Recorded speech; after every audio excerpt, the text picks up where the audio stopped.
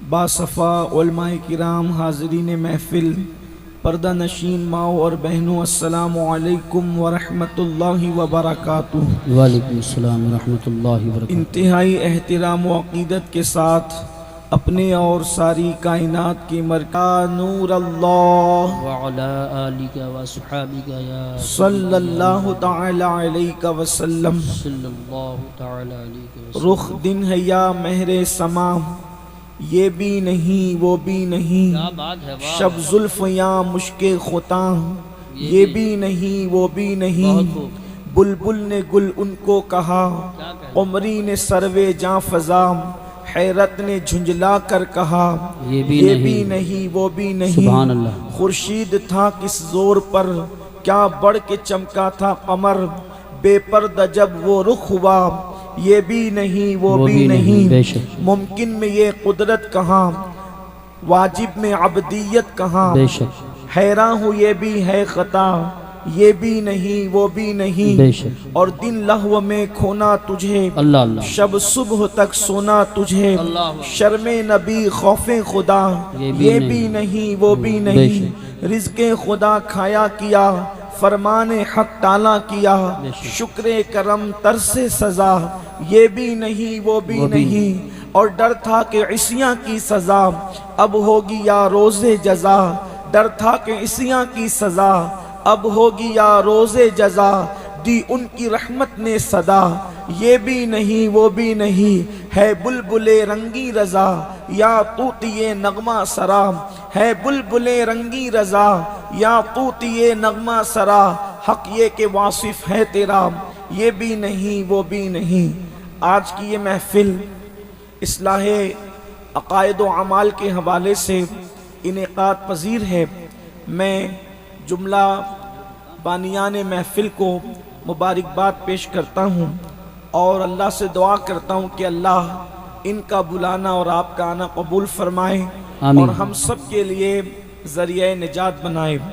مجھ سے پیشتر آپ نے بہت سارے علماء اور خطبہ سے ان کے ملفوظات اور خطابات سماعت فرمائے، اور میرے بعد بھی آپ کو انشاءاللہ سماعت کرنا ہے۔ انشاءاللہ۔ میں نے جو گفتگو سماعت کی اور سنی، ہمارے جماعت کے بہترین عالم دین حضرت علامہ مفتی عمار رضا صاحب سے بڑی فکر انگیز گفتگو فرما رہے تھے، ماشاءاللہ۔ اور اللہ سے دعا کرتا ہوں کہ اللہ تبارک و تعالی ہم سب کو عمل کی توفیق عطا فرمائے۔ آمین۔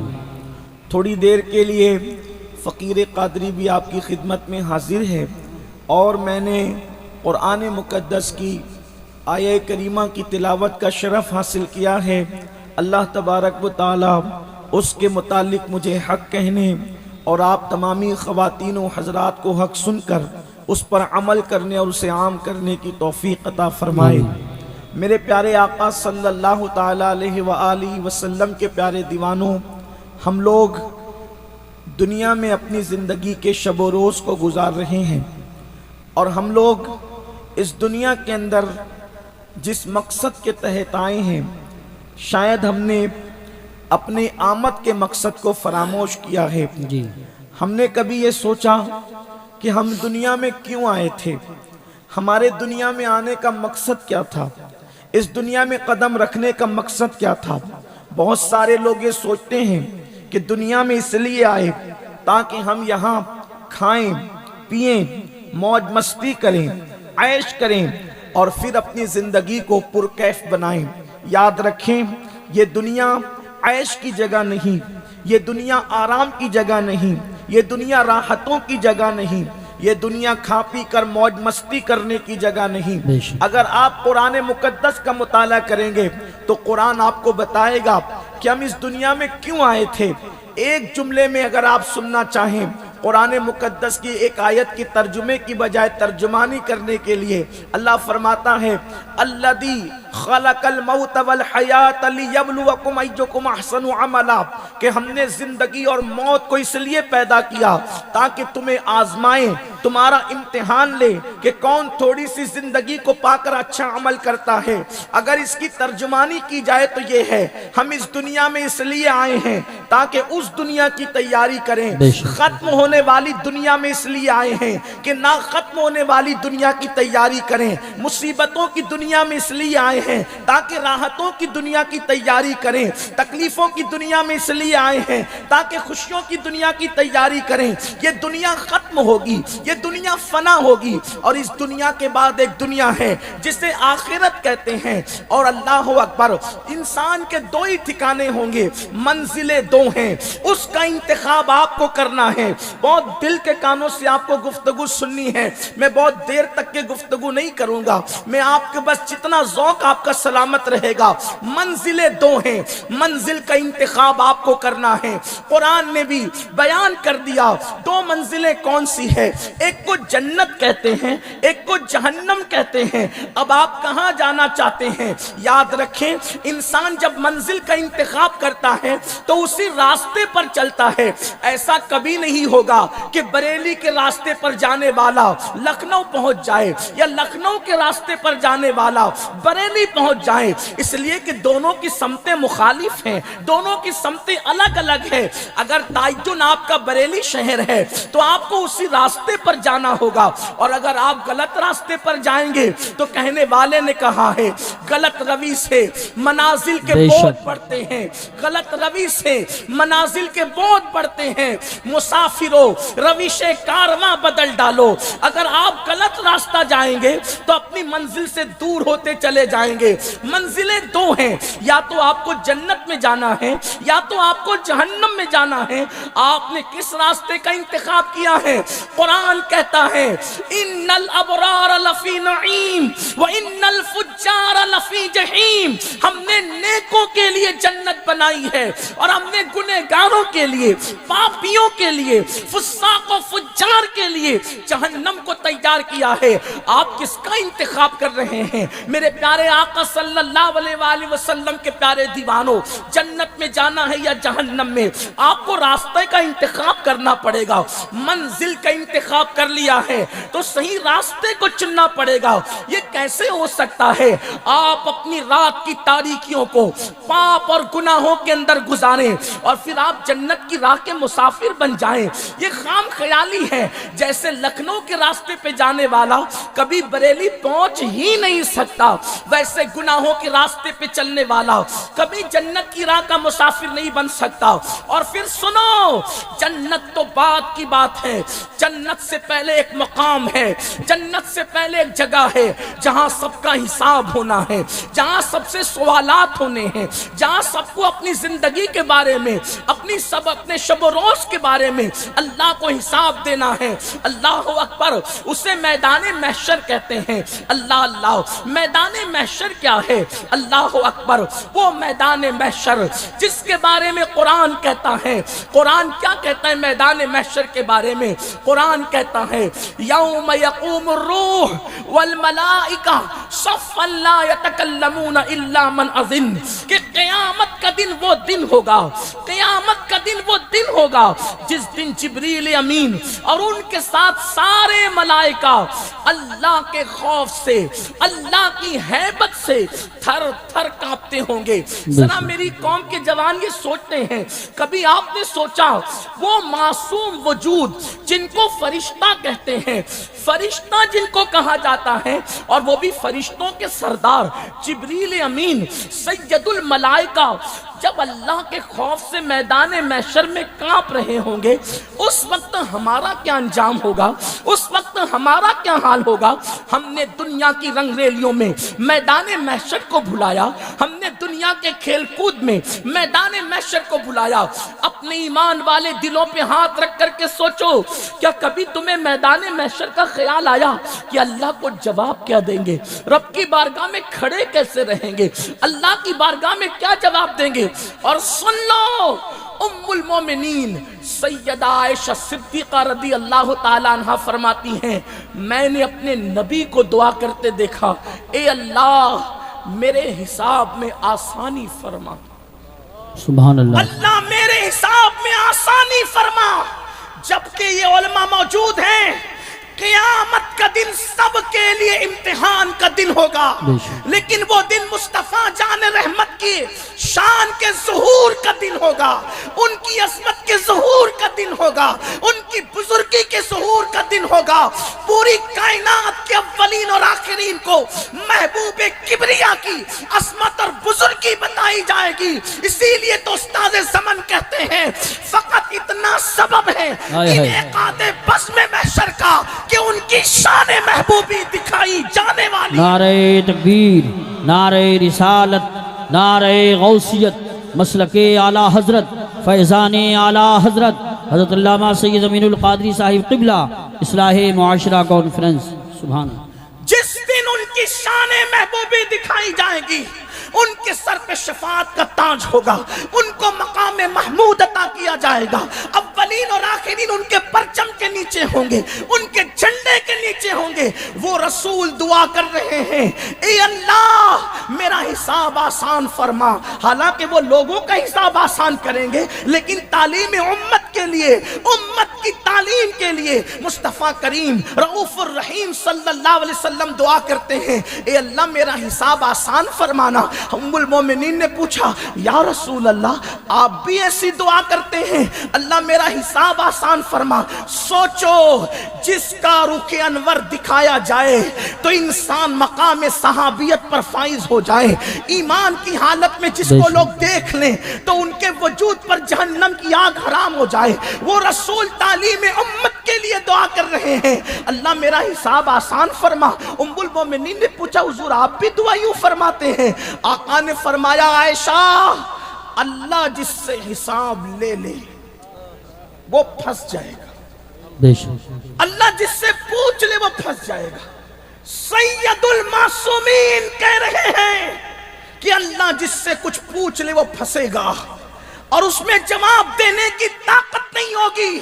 اب میں آپ سے پوچھنا چاہتا ہوں، جو قوم مسجدوں کو ویران کر دے، جو قوم رات کی تاریکیوں میں گناہوں کے اڈوں کو آباد کرے، جو قوم جھوٹ بول کر جھوٹی قسمیں کھا کر اپنا کاروبار چلائے، جو قوم عورتوں پہ پاپ کی نظر ڈالے، جس قوم کے جوانوں کا یہ فکر بن جائے کہ جوانی تو آوارگی کے لیے ہے، جوانی تو عیش کے لیے ہے، جوانی تو جرائم کے لیے ہے، جوانی تو گناہوں کے لیے ہے۔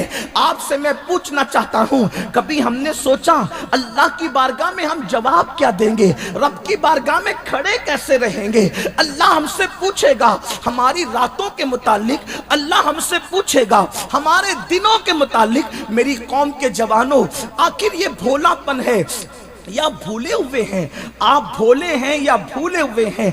آپ سے میں پوچھنا چاہتا ہوں، جس نبی نے بلکہ قرآن مقدس کی 6666 آیتوں کے اندر 1/3 آیتیں آپ کو میدان محشر کی دعوت دے رہی ہے، آپ کو آخرت کی فکر دے رہی ہے۔ اللہ اکبر، اللہ اکبر۔ 1/3 قرآن کی آیتیں ہمیں میدان محشر کی طرف اس کا نقشہ دکھا رہی ہے۔ اللہ ہم سے کیا کیا پوچھے گا اور کتنا پوچھے گا؟ قرآن کہتا ہے فَمَن يَعْمَلْ مِثْقَالَ ذَرَّةٍ خَيْرًا يَرَهُ وَمَن يَعْمَلْ مِثْقَالَ ذَرَّةٍ شَرًّا يَرَهُ۔ ایک ذرے کے برابر تم نے نیکی کی ہوگی، اللہ تم سے اس کے متعلق بھی پوچھے گا۔ ایک ذرے کے برابر تم نے گناہ کیا ہوگا، اللہ تمہیں اس کو بھی دکھائے گا۔ میری قوم کے جوانوں، ہم نے اپنی زندگی کو کہاں ڈالا؟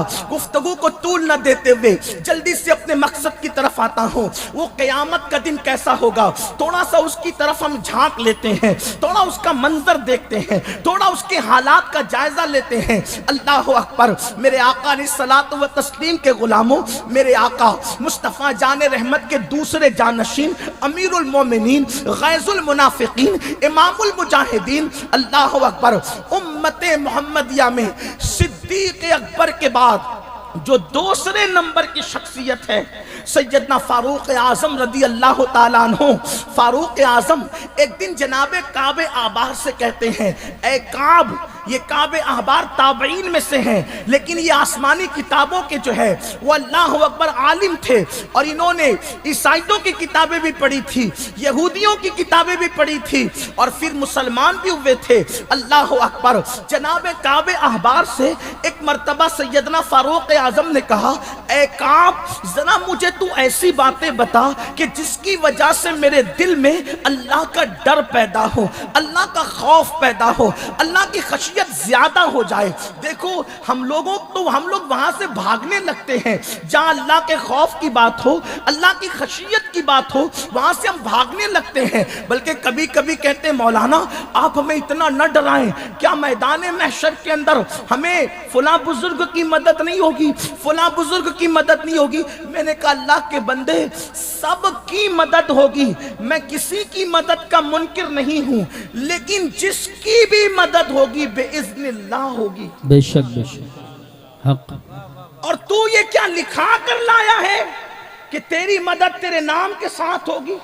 وہ مدد کریں تو ان کا کرم ہے، لیکن تو کیا سوچتا ہے کہ تو جرائم کے حوالے سے بے فکر ہو جائے گا اور تیری بخشش ہو جائے گی؟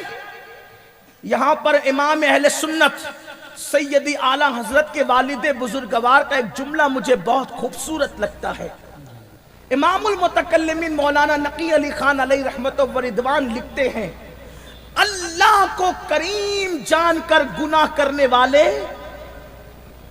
اللہ کو کریم جان کر گناہ کرنے والے، اللہ کو قادر جان کر تو زہر کیوں نہیں کھاتا؟ جب وہ کریم ہے، جب وہ کریم ہے تیرے گناہوں پہ تجھے بخش دے گا، تو وہ قادر بھی تو ہے، زہر کھانے کے بعد وہ تجھے زندگی بھی دے سکتا ہے۔ لیکن تو نے اسے کریم جان کر گناہ تو کیا، لیکن تو نے اسے قادر جان کر کبھی زہر نہیں کھایا۔ گویا کہ تو خود فریبی کا شکار ہے، تو شیطان فریبی کا شکار ہے۔ اللہ کو کریم جاننے کا مطلب یہ نہیں کہ تم زنا کے اڈوں کو بے حیائی کے ساتھ آباد کرتے رہو اور پھر سوچو کہ اللہ کریم بخش دے گا، تم مسجدوں کو ویران کرتے رہو اور پھر سوچو کہ اللہ بخش دے گا۔ ارے اللہ کو کریم جاننے کا مطلب یہ ہے کہ تم نیک عمل کرتے رہو اور پھر اس سے ڈرتے ہوئے سوچو کہ وہ اپنے کرم سے میرے اعمال کو قبول کرے گا اور اپنے فضل سے مجھے جنت عطا بے شک۔ نعرہ مجھے تکبیر، بخش دے گا۔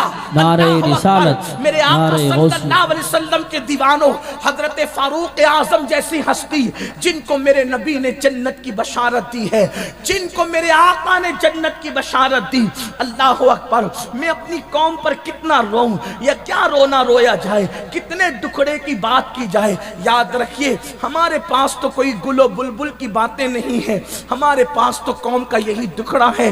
لیکن آپ کے سامنے اگرچہ میری گفتگو خشک ہوتی ہے، لیکن میں آپ سے یہی کہنا چاہتا ہوں، نہ میں خطیب ہوں نہ ادیب ہوں، میرے دل کا درد میں آپ کے دلوں کے دروازے تک انڈیلنا چاہتا ہوں۔ اے غافل قوم، اے میری قوم کے جوانوں، تم گناہوں میں ڈوب کر جنت کے خواب دیکھتے ہو، تم گناہوں میں ڈوب کر کے جنت کے خواب دیکھ رہے ہو، اور بڑی معذرت کے ساتھ میں یہ رونا بار بار روتا ہوں۔ ہمارے اسٹیجوں کا حال بھی یہ ہو گیا ہے کہ ہم چہرے دکھا کر کے جنت بانٹ رہے ہیں۔ نہیں نہیں، ہم اپنی غافل قوم پر اتنا ظلم نہ کریں۔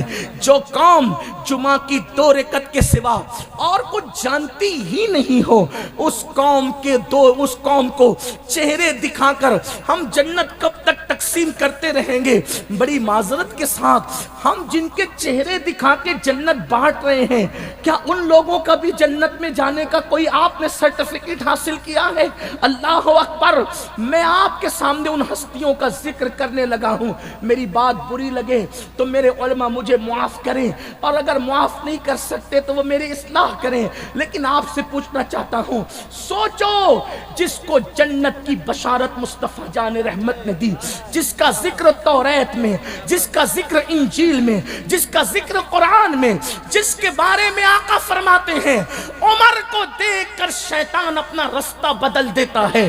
آقا فرماتے ہیں عمر کے ذکر سے اپنی محفلوں کو زینت دیا کرو۔ عمر وہ ہیں، وہ عمر میرے امام کہتے ہیں، وہ عمر جس کی آدھا پہ شیدا سقر، اس خدا دوست حضرت پہ لاکھوں سلام۔ وہ عمر ابن خطاب۔ کون عمر ابن خطاب؟ سب سنابل میں میر عبدالواحد بن گرامی علیہ رحمہ لکھتے ہیں، جس کا مفہوم یہ ہے ایک دن رسول اللہ کی بارگاہ میں جبریل امین حاضر ہیں۔ حضرت جبریل حاضر ہے، سید الملائکہ اور فاروق اعظم کی حاضری ہو رہی ہے۔ سامنے سے فاروق اعظم آتے ہیں تو جبریل مسکرا کے کہتے ہیں یا رسول اللہ عمر آ رہے ہیں، عمر، حضور عمر آ رہے ہیں۔ آقا فرماتے ہیں جبریل کیا آسمان والے بھی میرے عمر کو جانتے ہیں؟ اللہ اللہ اللہ سبحان کیا اللہ۔ آسمان والے بھی میرے عمر کو جانتے ہیں؟ عرض کی یا رسول اللہ زمین والوں سے زیادہ آسمان والے عمر ابن خطاب کو جانتے ہیں۔ سبحان اللہ سبحان اللہ ماشاءاللہ۔ اسی لیے زمین پہ رابضی ہو گئے مگر الحمدللہ آسمانوں پہ رابضی موجود۔ کیا بات ہے، واہ واہ واہ واہ سبحان اللہ۔ عمر کو جانتے ہیں نا۔ یا رسول اللہ جنتی جنتی جنتی جنتی، نعرہ تکبیر۔ فاروق اعظم رضی اللہ تعالیٰ عنہ کے بارے میں جبریل کہتے ہیں آقا آسمان والے زمین والوں سے زیادہ عمر کو جانتے ہیں۔ بے شک۔ تو پھر میرے آقا کیا فرماتے ہیں؟ اے جبریل ذرا میرے عمر کی فضیلت بیان کرو، میرے عمر کی فضیلت بیان کرو۔ اللہ چاہتا ہے نبی کے فضائل پڑھے جائیں، سبحان اللہ اور نبی چاہتے ہیں کہ ان کے صحابہ کے فضائل پڑھے جائیں۔ سبحان اللہ۔ سرکار فرماتے جبریل میرے عمر کی فضیلت بیان کرو۔ جب آسمان والے جانتے تو بیان کریں کہ عمر کی فضیلت کیا ہے۔ تو جبریل نے ایک جملے میں کیا فضیلت بیان کی، یہ حق جناب جبریل کو حاصل ہے۔ جبریل امین کہتے ہیں یا رسول اللہ اگر میں نوح علیہ السلام کی عمر کے برابر عمر لے کر کے آؤں، یعنی 1000 سال کی عمر لاؤں اور عمر کی فضیلت بیان کروں تو 1000 سال کی عمر ختم ہو جائے گی، عمر کی فضیلت کبھی ختم نہیں ہو سکتی۔ نعرہ تکبیر، نعرہ رسالت، نعرہ غوثیت، مسلک اعلی حضرت فیضان غوث اعظم۔ اب پہچانا فاروق اعظم کون ہے، عمر ابن خطاب کون ہے؟ اور وہ فاروق اعظم حضرت سیدنا کعب سے کہتے ہیں اے کعب میرے سامنے ایسی باتیں بیان کر جس سے میرے خوف خدا میں اور اضافہ ہو، اللہ اللہ، میرے دل میں جو خشیت ہے وہ اور بڑھے، یعنی اللہ کا خوف اور بڑھانا چاہتے ہیں۔ اور پہلے سے کتنا خوف تھا، پہلے سے خشیت کتنی تھی؟ فاروق اعظم اللہ کے خوف سے اتنا روتے تھے، اتنا روتے تھے کہ آپ کے گالوں پر رونے کی وجہ سے آنسوؤں کے نشان پڑ گئے تھے، اللہ، آنسوؤں کے نشان پڑ گئے تھے۔ آپ غور تو کریں نا، آپ اندازہ تو کریں نا، کیا ہمارے پیروں سے بڑھ کر کے فاروق اعظم کا پیر نہ تھا؟ اللہ اللہ اللہ، فاروق اعظم کا پیر تو مالک جنت، بے شک، فاروق اعظم کا پیر تو وجہ باعث وجہ تخلیق کائنات، بے شک، کائنات کی تخلیق کا باعث، جس کے بارے میں لولاک آتا ہے کہ محبوب آپ کو پیدا کرنا نہ ہوتا تو ہم کائنات پیدا نہ کرتے۔ بے شک، جو بے شک۔ صاحب لولاک ہو وہ فاروق اعظم کے پیر مصطفیٰ جان رحمت، ان کے ہاتھوں میں ہاتھ دیا تو قرآن کہتا ہے محبوب بے شک، بیعت رضوان میں فاروق اعظم بھی ہے نا، اے محبوب انہوں نے آپ کے ہاتھ پہ بیعت نہیں کی ہے، ہاتھ کس کے ہیں محبوب؟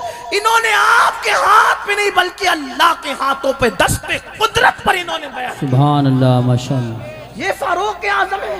اور کہتے ہیں کعب ذرا ایسی بات بیان کر، بے شک، کعب ذرا ایسی بات،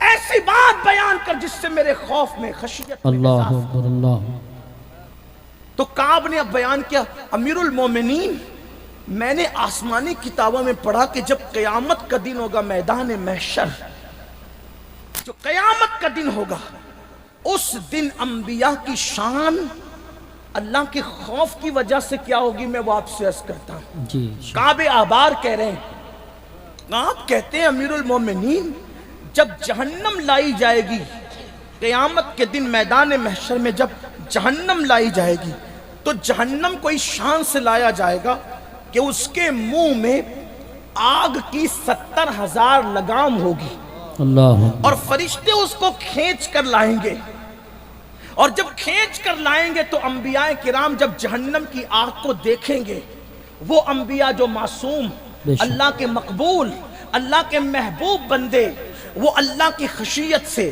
اور اللہ کے خوف سے ان کی شان یہ ہوگی کہ حضرت سیدنا موسیٰ کلیم علیہ السلام، ابراہیم خلیل علیہ السلام، عیسیٰ کلمۃ اللہ روح اللہ علیہ السلام، یہ سب لوگ اللہ اکبر جناب خلیل اپنے گھٹنوں کو زمین پر ٹیک کر اللہ کی بارگاہ میں عرض کریں گے، مولا جو تو نے مجھے مقام خلت عطا کیا تھا، اس مقام خلت کا واسطہ آج ابراہیم کو تو اپنی امان عطا کر دے۔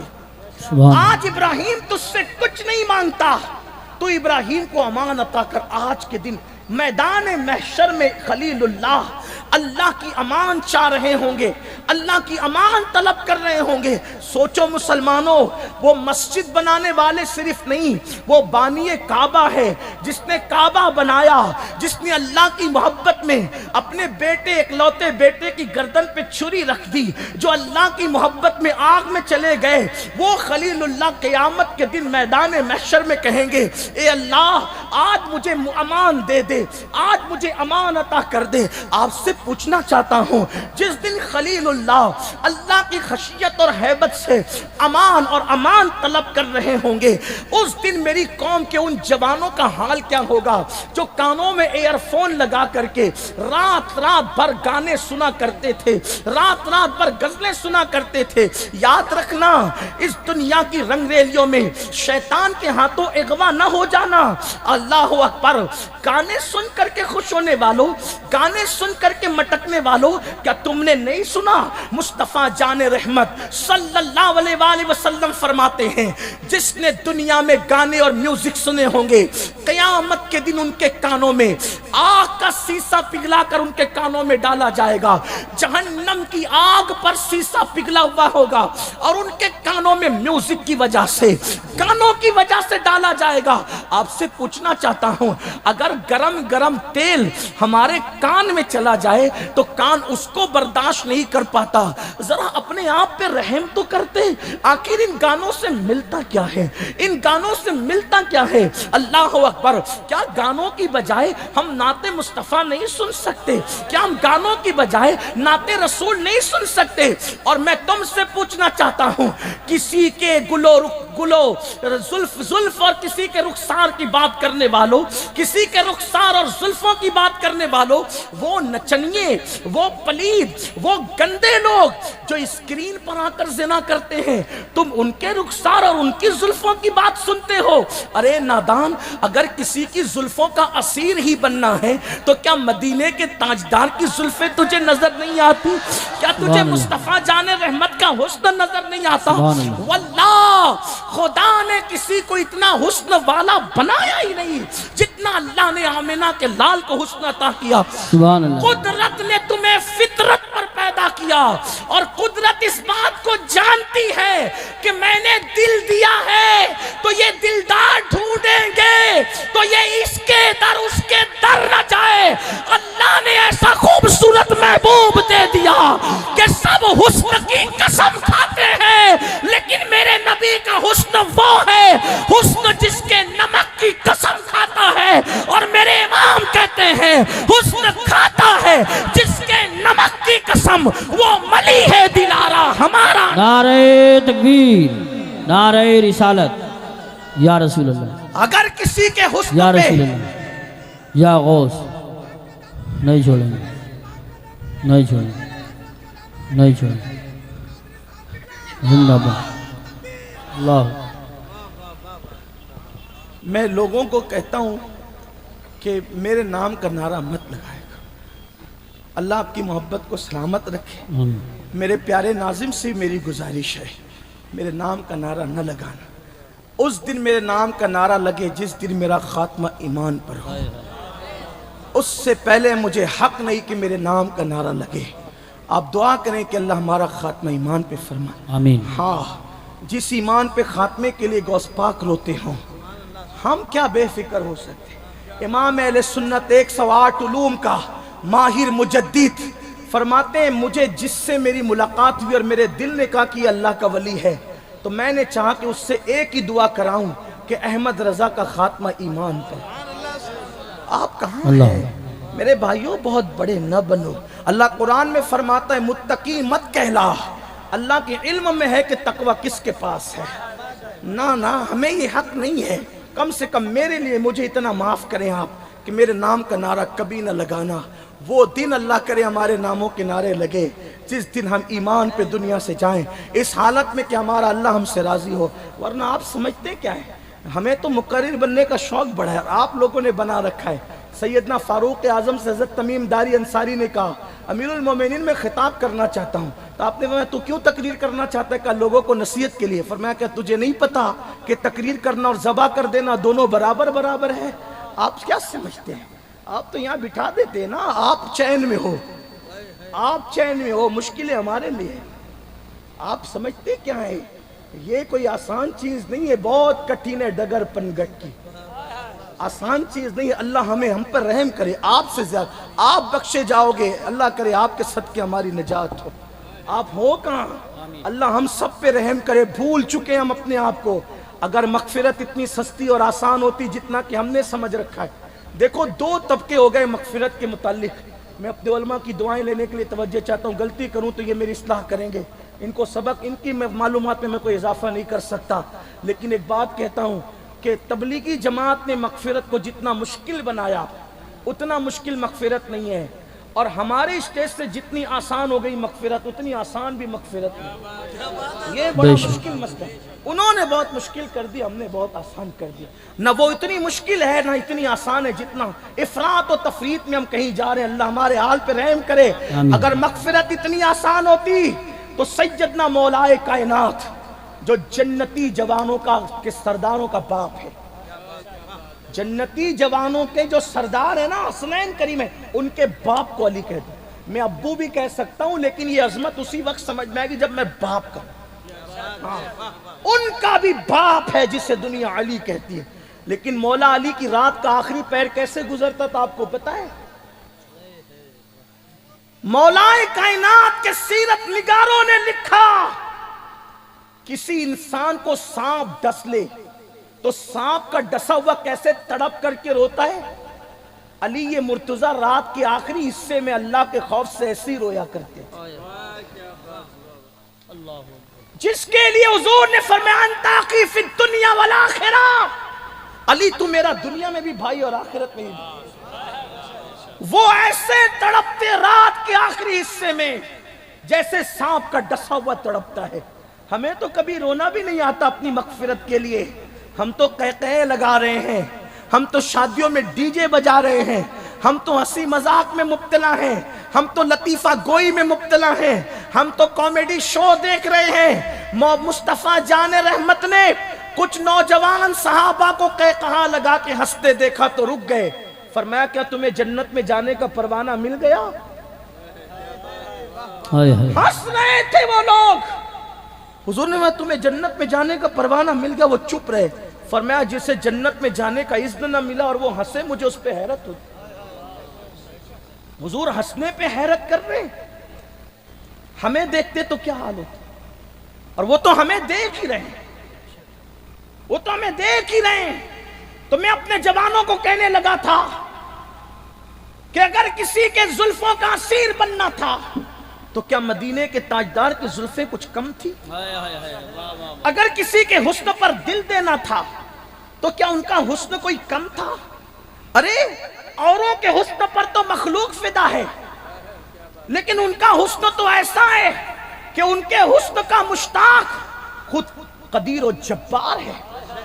مولانا جمیل الرحمان کہتے کیا حسن ہے اے سید ابرار تمہارا، کیا حسن ہے اے سید ابرار تمہارا، اللہ بھی ہے طالب دیدار تمہارا، اور کیوں دید کے مشتاق نہ ہو حضرت یوسف، اللہ کا دیدار ہے دیدار تمہارا۔ سبحان اللہ سبحان اللہ ماشاءاللہ۔ جو رسول پوری رات ہماری مغفرت کی دعا کرتے ہوئے روتے رہے، ہماری مغفرت کی دعائیں کرتے ہوئے روتے رہے، اس رسول سے عشق کرنے کی بجائے، اس رسول سے پیار کرنے کی بجائے ہم ہیرو سے پیار کرنے لگے، ہم ہیروئن سے پیار کرنے لگے، ہم سیریل کے اداکاروں سے پیار کرنے لگے، ہم کرکٹروں سے پیار کرنے لگے، ہم کامیڈین لوگوں سے پیار کرنے لگے۔ لیکن ایک بات اپنے جوانوں سے کہتا ہوں، اگر دل دماغ حاضر ہے تو سننا، دیکھو اگر آپ کسی ہیرو سے ملنے جائیں جس کی تصویر آپ موبائل کے اسکرین پہ رکھتے ہو، جس کے گانے آپ رات دن سنتے ہو، جس کی پکچر ہٹ کرنے کے لیے ایک نہیں کئی مرتبہ دیکھتے ہو، اگر تم ایک بار اس کے گھر ملنے جاؤ گے نا، وہ تم سے ملے گا بھی نہیں۔ بے شک تم اس سے پیار کرتے ہو جو تم سے ملے بھی نہیں، اس کا گیٹ کیپر تمہیں بھگا دے، گیٹ کیپر سو رہا ہو تو اس کے دروازے کا کتا بھونک بھونک کر تمہیں بھگا دے، اور اگر کبھی کسی کے سورسز سے تم مل بھی جاؤ اس سے تو منہ ٹیڑھا کر کے مصافحہ کرے گا، سیدھا منہ بھی تمہیں نہیں دے گا، اور تم اسی کے اسٹائل میں پھٹی پینٹ پہن دے ہو جنس کی، تم اسی کے اسٹائل میں پھٹے ہوئے کپڑے پہن دے ہو، تم اسی کے اسٹائل میں بال کٹا رہے ہو۔ ہنسنے کی بات نہیں ہے، یہ کسی کا درد دل ہے۔ اگر اس پر بھی ہنستے ہو تو سنیو ہنسو، لیکن اتنا ضرور کہوں گا، جس کے اسٹائل میں تم بال کٹا رہے ہو، جس کی نقل میں تم نے بالیاں پہنی، جس کی نقل میں تم نے چوڑیاں پہنی، اور وہ رسول جو اپنی جان سے زیادہ تمہیں چاہتا رہا، جو اپنی جان سے زیادہ تم سے محبت کرتا رہا، جان سے زیادہ اس لیے کہہ رہا ہوں کہ قرآن میں 2 3 مقام پر آیتیں آئی ہے کہ محبوب تم ان کے لیے اپنی جان ہلاکت میں ڈالتے ہو، تم ان کے لیے اپنی جان ہلاک کر دو گے۔ کبھی اپنے نبی کی محبت کا احساس کیا جس نے ہمیں ہماری پیدائش سے پہلے ہماری مغفرت کی دعائیں کی، جس نے ہماری پیدائش سے پہلے ہمارے لیے رو رو کر آنکھیں سجائی۔ میرے امام کہتے ہیں آنکھیں رو رو کے سجانے والے جانے والے نہیں آنے والے۔ اللہ اکبر۔ ایک مقام پر کہتے ہیں مصطفیٰ خیر الورا ہو، سرور ہر دو سرا ہو، اپنے اچھوں کا تصدق ہم بدوں کو بھی نبھاؤ، بد ہنسے اور تم ان کی خاطر رات بھر روہو کراہو۔ جو پوری رات ہمارے لیے رویا، اس کا یہی حق تھا کہ ہم اس کی آنکھوں کو ٹھنڈک بھی نہ پہنچائے نماز پڑھ کے۔ جو ہمارے لیے پوری رات آنسو بہا کر کے آنکھوں کو سجاتے رہے، کیا ان کا یہی حق تھا ہم ان کو بھول جائیں؟ اللہ اکبر۔ اور ان کے دشمنوں کی نقل کریں۔ اللہ آپ کیا سمجھتے ہو یہ خان صاحبوں کی نقل تمہیں جنت تک لے جائے گی؟ اب تو خان صاحب لوگ بھی پھنس رہے ہیں بہت چمچا گیری کی، لیکن اللہ اکبر قرآن کہتا ہے یہ یہود و نصارہ تم سے خوش نہیں ہوں گے۔ کب تک؟ حتی تتبع ملتہم، جب تک کہ تم خود کافر نہیں ہو جاتے یہ تم سے خوش نہیں ہوں گے۔ بڑے ان کے تہوار منائے، بڑے ان کی مشابہتیں کی، بڑے ناچے، لیکن آج کس نتیجے پر انہیں ان کو پہنچایا دیکھ رہے ہو؟ اللہ اکبر۔ یہ نشان عبرت ہے۔ میں کہتا ہوں خان صاحب جتنی چمچا گیری اور دلالی تم نے ان کی ہے، اگر اس سے تھوڑی سی بھی وفا مدینے کے سرکار سے کرتے تو دنیا تم کو یوں نہ رلاتی، اور اگر وہ عبرت نہیں حاصل کرتے تو تم عبرت حاصل کرو۔ یاد رکھنا زمانہ تمہیں رلائے گا جب تم مصطفیٰ سے جفا کرو گے، جب تک تم مصطفیٰ جان رحمت سے دور بھاگو گے زمانہ تم کو رلائے گا۔ اگر امان چاہتے ہو تو مدینے کے تاجدار کی پناہ میں آ جاؤ۔ یہ دنیا کے حکمراں کیا جو میرے نبی کے دامن کی پناہ میں ہوگا، محشر کے فرشتے بھی اس کو نقصان نہ پہنچائیں گے۔ میرے امام کے چھوٹے بھائی کہتے ہیں ڈھونڈا ہی کریں صدر قیامت کے سپاہی، ڈھونڈا ہی کریں صدر قیامت کے سپاہی، وہ کس کو ملے جو تیرے دامن میں چھپا۔ نعرہ تکبیر۔ پناہ گاہ مصطفیٰ میں آ جاؤ، لیکن یاد رکھنا جب تک مسجدوں کو ویران کرو گے تمہیں نبی کی پناہ نہیں مل سکتی۔ جب تک کہ داڑیاں منڈا کے گٹروں میں پھینکو گے تمہیں तुम्हें नबी की पनाह नहीं मिल सकती। जब तक कि औरतों पर पाप की नजरें डालते रहोगे तुम्हें नबी की पनाह नहीं मिल सकती। उन्होंने इतनी मोहब्बत की, इतना प्यार किया, अल्लाह अकबर, के आंखें रो रो के सुजाते रहे। उम्मुल मोमिनीन सैयदा आयशा कहती है कि अल्लाह के रसूल बैठकर एक नफिल नमाज पढ़ रहे थे, मैंने देखा तो मैंने पूछा आका आप भी नफिल बैठ के पढ़ रहे हैं, नमाजें कुछ आप भी बैठ के पढ़ रहे हैं? आका फरमाते हैं आयशा मेरी उम्मत के गम ने मुझे बूढ़ा कर दिया। यहां बूढ़े से मुराद वो बुढ़ापा नहीं जिसको लोग बुढ़ापा के, यहाँ कमजोरी हुजूर अपनी गोया के, हालांकि उनमें कोई कमजोरी नहीं थी, मैं क्या उसकी तशरीह करूं, लेकिन हुजूर कहते हैं मेरी उम्मत के गम ने मुझे बूढ़ा कर दिया। आप जानते हो कितनी मोहब्बत करते हैं हमसे। साहिब मुआरिज लिखते हैं कि एक मर्तबा सैयदा कायनात मखदूम कायनात मलका फिरदौस बरी सैयदा तैयबा ताहिरा आबिदा जाहिदा राकिया साजिदा नकिया तकिया ज़किया उम्मे अबीहा आलिमा गैर मुअल्लिमा सैयदा फातिमतुज़ ज़हरा अपने बाबा मुस्तफ़ा जान रहमत के पास आई और आकर कहती है बाबा आप अल्लाह के कुर्ब में पहुँचे और इतने कुर्ब में पहुँचे कि इतने कुर्ब में कोई नहीं गया। सुम्मा दना फतदल्ला फकान क़ाब कौसैनी औ अदना, इतने करीब पहुँचे बाबा तो अल्लाह ने आपसे बातें तो की ना, और कहता है फ़अौहा इला अब्दिही मा औहा, अपने महबूब को जो वही करनी थी की, जो बातें करनी थी की, जो गुफ्तगू करनी थी की। बाबा अल्लाह ने आपसे क्या क्या बातें की, तवज्जो करना, तवज्जो करना। अगर ये बात आपके दिल में उतर गई तो मैं समझूंगा कि मेरा आना आपकी महफिल में कामयाब है। सैयदा फातिमा ने पूछा बाबा आप अल्लाह के कुर्ब में पहुंचे, अल्लाह ने आपसे क्या क्या बातें की, कुछ बताएंगे आप? फरमाया बेटी तूने जो पूछ लिया है तो मैं तुझे सब तो नहीं लेकिन एक बात जरूर बताता हूं, एक बात जरूर बताता हूं।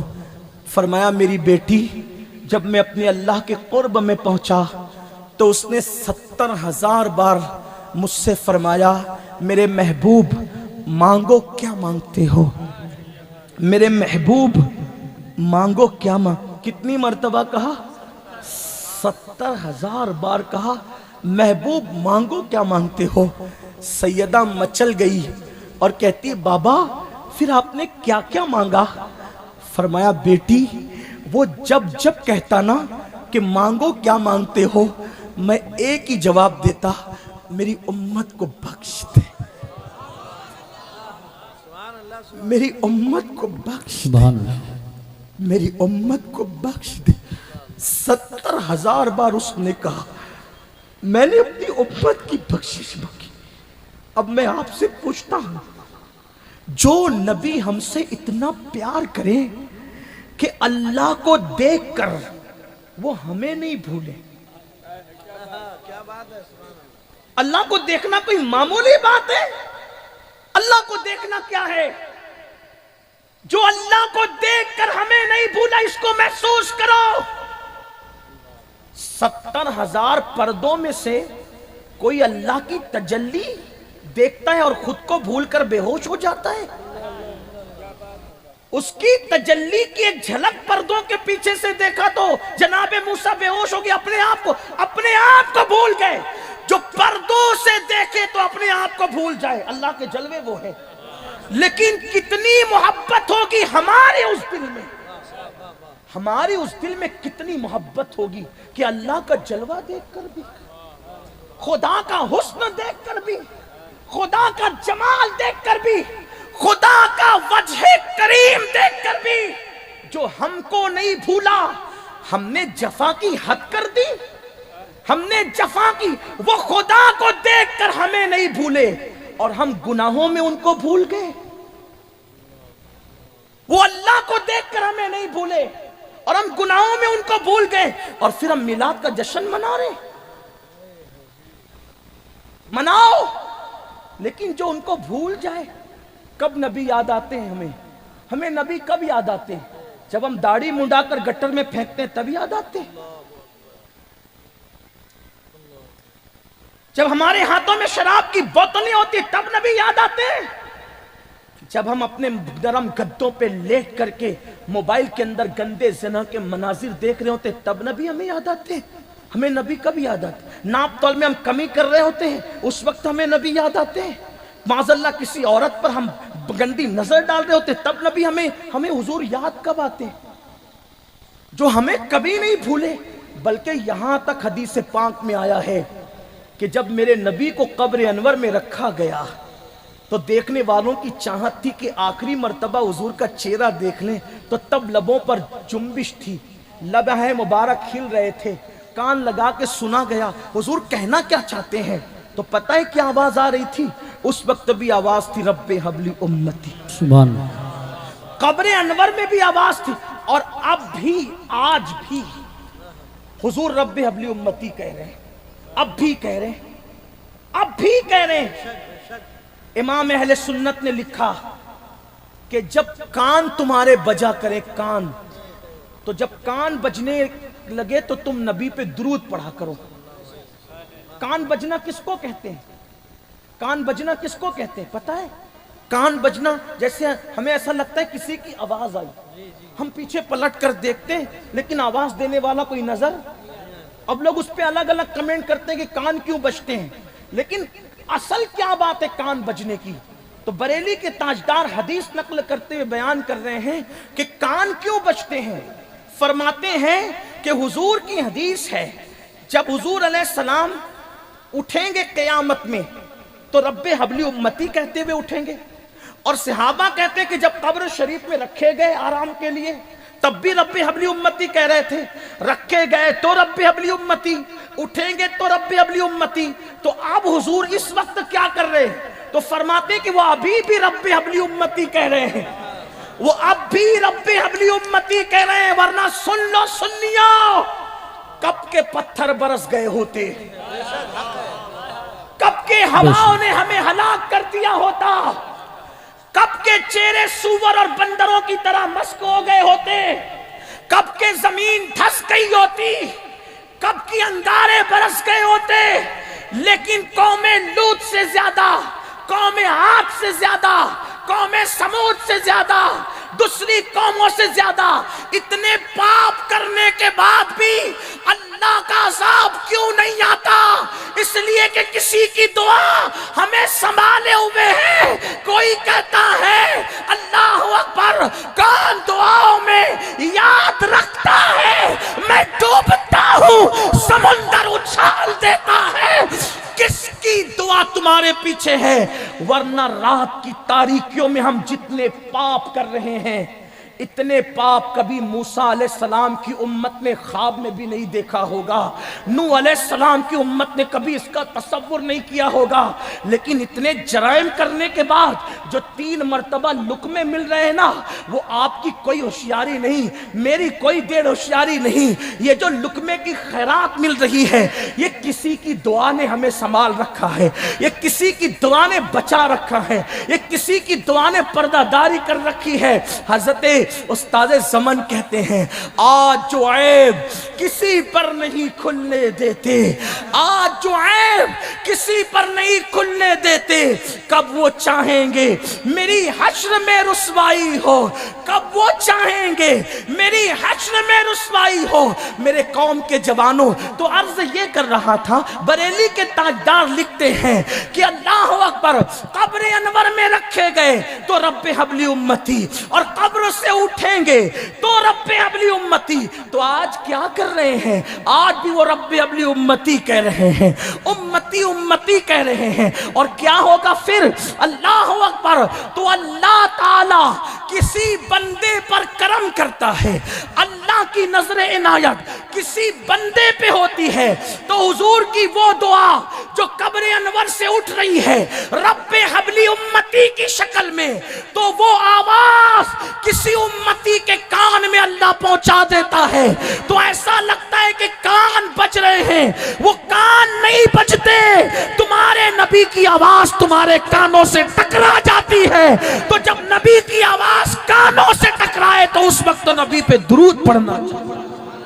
یہ کان بجنے کا فلسفہ سمجھ میں آیا کہ کان کیوں بجتے ہیں؟ حضور کی آواز ہمارے کانوں سے ٹکراتی ہے۔ سوچو، جس نے اتنا پیار کیا، جس نے اتنی محبت کی، بتاؤ اس رسول کا یہی حق تھا کہ آقا فرمائے کہ نماز میں میری آنکھوں کی ٹھنڈک ہے، لیکن ہم نماز چھوڑے بیٹھے ہیں۔ مگر سن لو، میں نے ابھی ایک بات کہی نا کہ نبی کی پناہ نہیں ملے گی جو نماز چھوڑ دے، کیونکہ اللہ کے رسول فرماتے ہیں جس نے نماز جان بوجھ کے چھوڑ دی، میں محمد اس سے بیزار ہوں۔ حضور فرماتے ہیں میں اس سے بیزار ہوں۔ فرمایا جس نے جان بوجھ کر ایک وقت کی نماز چھوڑی وہ میرے ذمے سے باہر ہو گیا۔ آقا فرماتے وہ میرے ذمے سے باہر ہو گیا، قیامت کے دن اس کے ساتھ میرا کوئی وعدہ نہیں ہے، قیامت کے دن اس کے ساتھ میرا کوئی وعدہ نہیں ہے، وہ میرے ذمے سے باہر ہو گیا۔ اب میں سوچتا ہوں یا اللہ، ہمیں تو قیامت میں ایک ہی سہارا ہے، کس کا سہارا ہے؟ ابھی میں عرض کروں گا، وہ حدیث مکمل کرتے کرتے بات دور نکلی۔ عرض یہ کر رہا تھا کہ ابراہیم خلیل اللہ اس دن کہیں گے اللہ آج ابراہیم کو تیری امان عطا۔ کعب احبار کہتے فاروق اعظم سے امیر المومنین، اس دن جناب موسیٰ علیہ السلام اللہ سے عرض کریں گے مولا جو تو مجھے طور پہ بلا بلا کر پیار کی باتیں کرتا، من جانب الطور الایمن وقربناہ نجیہ، کہ اے موسیٰ طور کے دائیں طرف آ تاکہ میں تجھ سے پیار کی باتیں کروں، تو مولا تو نے مجھے کلیم بنایا، لیکن آج کلیم تیرا کلیم موسیٰ آج کسی کے لیے کچھ نہیں مانگتا، آج موسیٰ کو تو امان عطا کر دے۔ یہ میدان محشر کا منظر ہے کہ جناب موسیٰ علیہ السلام کی یہ شان ہوگی کہ وہ کہیں گے کہ مولا آج تو مجھے اپنی امان عطا کر دے۔ اور پھر کعب احبار کہتے ہیں امیر المومنین جناب عیسیٰ علیہ السلام جو کنواری بتول مریم کے شکم سے پیدا ہوئے، وہ اپنے گھٹنوں کو زمین پہ رکھ کے کہیں گے اے اللہ آج تیرا عیسیٰ جس کو تو نے کنواری بتول سے پیدا کیا، بن باپ کے پیدا کیا، تو نے کلمت اللہ بنایا، روح اللہ بنایا، وہ عیسیٰ آج اپنی ماں مریم کے لیے بھی کچھ نہیں مانگتا۔ دیکھو محشر کیا ہوگا، محشر کیا ہوگا۔ جناب عیسیٰ کہہ رہے ہیں اللہ آج میں اپنی ماں مریم کے لیے بھی کچھ نہیں مانگتا، بس تمہیں اتنا مانگتا ہوں کہ تو عیسیٰ کو اپنی امان دے دے۔ یہ انبیاء کی شان ہوگی، لیکن امام الانبیاء، سید الانبیاء، شافعی یوم النشور، شفیع المذنبین، مصطفیٰ جان رحمت کی کیا شان ہوگی؟ جناب خلیل اپنے لیے امان مانگ رہے ہوں گے، موسیٰ کلیم اپنے لیے امان مانگ رہے ہوں گے، عیسیٰ کلمت اللہ کہہ رہے ہوں گے مولا آج میں اپنی ماں مریم کے لیے بھی کچھ نہیں مانگتا۔ اللہ اکبر، کہیں گے مولا مجھے امان عطا کر دے، لیکن ایک ایسا وجود ہوگا، ایک ایسی ذات ہوگی جو اپنے لیے کچھ نہیں مانگ رہے ہوں گے بلکہ اپنی پیشانی کو سجدے میں رکھ کے کہہ رہے ہوں گے رب حبلی امتی، رب حبلی امتی، رب حبلی امتی، اے اللہ میری امت کو بخش دے، میری امت کو بخش دے۔ اب سوچو اپنا سہارا کون، اپنے لیے نجات کا ذریعہ کون؟ اللہ اکبر، مصطفیٰ جان رحمت کی ذات۔ آپ خوش ہو گئے ہوں گے، بالکل خوش ہونا بھی چاہیے کہ ہم گنہگار ہیں، لیکن خوش نصیب ہے کہ حضور کا دامن ملا۔ لیکن میری قوم کے جوانوں، اگر تم انٹرنیٹ پر بیٹھنے کے لیے گھنٹوں نکال لیتے ہو، جم کرنے کے لیے گھنٹوں نکال لیتے ہو، کمپیوٹر پہ بیٹھنے کے لیے گھنٹوں نکال لیتے ہو، دوستوں کے ساتھ بیٹھنے کے لیے گھنٹوں نکال لیتے ہو، میں تمہارے سامنے گزارش کرتا ہوں، میں اگر تم قریب ہوتے تو تمہارے پیر بھی پکڑوں، لیکن آپ سے کہتا ہوں اپنے حال پہ رحم کر لو، اپنے آپ پہ رحم کر لو۔ تم نے دوستوں کے لیے وقت نکالا، بیوی بچوں کے لیے وقت نکالا، تم نے واٹس ایپ یوز کرنے کے لیے گھنٹوں وقف کر دیے، یوٹیوب پہ بیٹھ کر تم نے گھنٹوں لگا دیے، فلمیں دیکھنے کے لیے تم نے 3 گھنٹے لگا دیے، لیکن 10 منٹ کا ٹائم تم نے کبھی نماز کے لیے نہیں نکالا۔ کیوں نہیں نکالا میرے بھائی؟ آپ کہتے ہیں مولا مولانا ٹائم نہیں ملتا. میں کہتا ہوں تم دوست کے لیے ٹائم نکالتے ہو. کون سا دوست تو پتا ہے کون سا دوست. میں یہ نہیں کہتا دوستی مشکوک کر دو, دوستیاں توڑ دو نہیں کہتا. دوستی نبھانے کا شوق مجھے بہت زیادہ ہے, لیکن آپ سے کہتا ہوں دوستوں کے لیے گھنٹوں نکالتے ہو, اللہ کے لیے 10 منٹ نہیں نکالتے. اور بھی بچوں کے لیے گھنٹوں دیتے ہو, اللہ کے لیے 10 منٹ نہیں نکالتے. لوگوں سنو, جب تمہاری روح کا رشتہ تمہارے جسم سے ٹوٹ جائے گا نا, یہ دوستوں تمہاری میتوں میں بھی نہیں آئیں گے. غالب کہتے ہیں ہم نے مانا کہ تغافل نہ کرو گے, لیکن ہم نے مانا کہ تغافل نہ کرو گے لیکن خاک ہو جائیں گے ہم تمہیں خبر ہونے تک, خاک ہو جائیں گے تمہیں خبر ہونے تک. ارے لوگ مٹی میں نہیں آتے میرے بھائی, ایسے دوست ہیں. ارے دوست کیا, یہ کرونا نے سکھایا کوئی اپنا نہیں ہے, کرونا کی مہاماری نے سکھایا کون اپنے. سب کو ٹائم دینے والوں رب کو نہیں دیتے, جس نے تمہیں روزی دی, جس نے تمہیں پیدا کیا. تمہارے پیدا ہونے سے پہلے تمہارے ماں کے سینے میں جس نے غذا پیدا کی وہ اللہ, جس نے ماں کے پیٹ میں ہمیں کھلایا, ماں کے پیٹ میں ہمیں پلایا. اللہ اکبر, وہ اللہ جس نے ماں کے اندھیرے پیٹ میں ہمیں وحشت سے بچایا, ہمیں تکلیفوں سے بچایا. وہ اللہ جو ماں سے زیادہ ہم سے پیار کرتا ہے. 70 ماؤں کی ممتا ایک طرف, اس سے زیادہ اللہ ہم سے پیار کرتا ہے. اس اللہ کے لیے 10 منٹ کا ٹائم نہیں نکالتے. اللہ اکبر, اگر کسی دوست کی شادی کا رت جگہ ہو, پوری رات جگتے ہو, فجر میں 10 منٹ کے لیے نیند قربان نہیں کر سکتے. نہیں, تم جفا کر رہے ہو.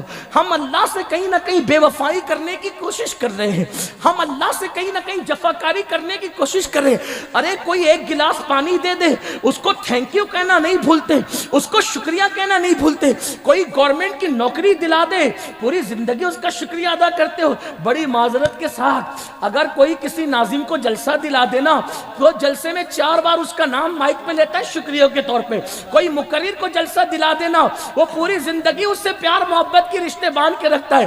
نادان انسان, جو تجھے ایک جلسہ دلا دے, جو تجھے پانی کا ایک گلاس دے دے, تو اس کے لیے اتنا مشکور ہے. جس نے تجھے پیدا کیا, جو تجھے پال رہا ہے, جو تجھے سانسیں دے رہا ہے, جو تجھے اچھے ماں باپ جس نے دیے ہیں, آسمان کا سائبان جس نے دیا, زمین کا فرش جس نے دیا, تیری روزی جس نے لکھی, جو تجھے رزق دیتا ہے, جو تجھے سب کچھ عطا کرتا ہے, اس کے لیے تیرے پاس ٹائم نہیں ہے. یہ بے وفا مکار دنیا سے تم نے دل لگایا, جو تمہاری میت میں بھی نہیں آئیں گے, اور اگر میت میں آ بھی جائیں تو دور کھڑے رہیں گے, وہ تیرا جنازہ تک نہیں پڑھیں گے.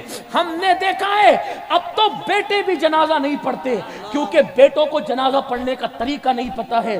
باپ مر گیا ہوتا ہے, بیٹا روتے ہوئے کھڑا ہے کیونکہ وہ ناپاک ہے, اس نے کھڑے ہو کر کل پیشاب کیا تھا, غسل کا موقع نہیں ملا. علامہ عمار کہہ رہے تھے علم سیکھو. میں کہتا ہوں لوگوں سے, بیٹے کو تم کاروباری بنا رہے ہو, بیٹے کو تم سائنسداں بنا رہے ہو, بیٹے کو تم ڈاکٹر بنا رہے ہو, ارے بیٹے کو مسلمان کب بناؤ گے؟ بے شک سب بعد میں بناؤ, پہلے مسلمان بناؤ, تاکہ وہ تمہارا جنازہ تو پڑھ سکے. مسجد کے مولانا تمہارے لیے مغفرت کی دعا کریں گے کتنے بھی, لیکن بیٹا جس دل سوزی سے کرے گا, اتنی دل سوزی سے مسجد کا امام نہیں کر سکتا, کیونکہ جتنا رشتہ ہوتا ہے اتنی محبت ہوتی ہے. باپ کی میت پر جو بیٹے کا دل ٹوٹا ہوتا ہے نا, وہ محلے کے لوگوں کا دل نہیں ٹوٹا ہوتا. یہی تو ہے نا, یہی تو ہے نا. تو وہ بیٹا تو مغفرت کی دعا کرنے کے قابل ہی نہیں ہے, وہ تو کھڑے ہو کے پیشاب کرتا ہے, کیونکہ تم نے اس کو مسلمان نہیں بنا. کاروباری بنانے کی فکر کی, مسلمان بنانے کی فکر نہیں ہے نا. یہی تم نے رسول اللہ کے ساتھ وفا کی. غلامی رسول میں موت بھی قبول ہے کا مطلب یہی ہے. اولاد کے حوالے سے ایک باپ کی فکر کیا ہونی چاہیے, قرآن اس فکر کو دے رہا ہے. توجہ کرنا, اگر اولاد والے ہو تو فکر, ایک باپ کی فکر کیا ہونی چاہیے اولاد کے حوالے سے. قرآن کہتا ہے ام کنتم شہداء, میں حافظ نہیں ہوں, اگر کوئی غلطی کروں تو حفاظ سے توجہ چاہتا ہوں. ام کنتم شہداء اذ حضر یعقوب الموت اذ قال لبنیہ ما تعبدون من بعدی قالوا نعبد الہک و الہ آبائک ابراہیم و اسماعیل و اسحاق. اللہ قرآن میں فرماتا ہے یاد کرو جب یعقوب پیغمبر دنیا سے جانے لگے، یعقوب علیہ السلام کا آخری وقت آیا تو آپ نے اپنے بیٹوں کو جمع کیا، اور بیٹوں کو جمع کر کے کیا فکر ہے؟ کیا فکر ہے؟ ما تعبدون من بعدی، میرے بعد تم عبادت کس کی کرو گے؟ دنیا سے جاتے وقت کاروبار کی فکر نہیں، گھر کی مکان دکان کی فکر نہیں، ایک باپ کی، مسلمان باپ کی فکر کیا ہونی چاہیے؟ میرے بعد تم عبادت کس کی کرو گے؟ ارے روٹی تو کتوں کو بھی مل جاتی ہے، کب تک روٹی کی فکر کرو گے؟ کہنے والوں نے کہا ہے کہ جس روزی کا اللہ نے وعدہ کیا اس کے لیے اتنی محنتیں کر رہے ہو، اور جس مغفرت کا کوئی وعدہ نہیں اس مغفرت کے لیے کیا کوشش ہے؟ اللہ فرماتا ہے اللہ جس کی چاہے مغفرت کرے گا۔ سورہ بقرہ کی آخری آیتوں کے اوپر کی آیت ہے، فَاغْفِرُوا مَن يَشَاءُ وَيُعَذِّبُ مَن يَشَاءُ، اللہ جس کی چاہے مغفرت کرے گا اور جس کو چاہے گا عذاب دے گا، اور جس کو چاہے۔ ہے کوئی نام کے ساتھ گارنٹی؟ نہیں کوئی گارنٹی، اس کے لیے کتنی محنت ہے۔ جس کا وعدہ ہے روزی ملے گی اس کا وعدہ ہے، مغفرت ملے گی اس کا کوئی وعدہ نہیں۔ جس کو چاہے عذاب میں مبتلا کر دے، ارے وہ ہزاروں سال عبادت کرنے والوں کو بھی چاہے عذاب میں مبتلا کر دے، وہ اللہ ہے، کون پوچھنے والا ہے؟ ایک باپ کی فکر یہ ہے کس کی عبادت کرو گے میرے باپ؟ اب یعقوب علیہ السلام کے بیٹے جواب دے رہے ہیں، ہم آپ کے بعد آپ کے رب کی عبادت کریں۔